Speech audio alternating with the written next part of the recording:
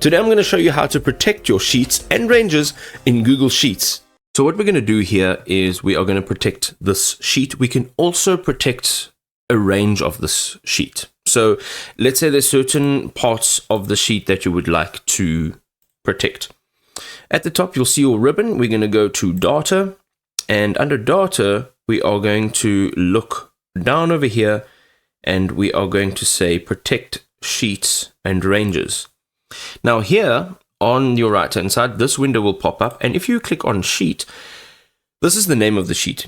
You can see it matches the name up here on the top left.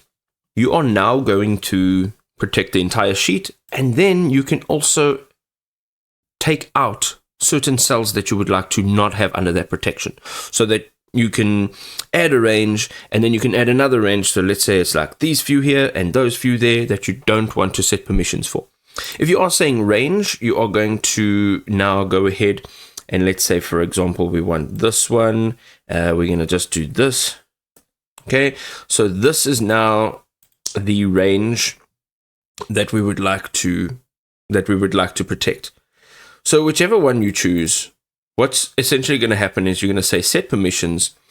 Now you can show a warning when editing this page, or you can restrict who can actually edit this page. And then over here, you can say only you. So literally anybody else that comes onto this page will not be able to edit it at all. Then you can also say custom.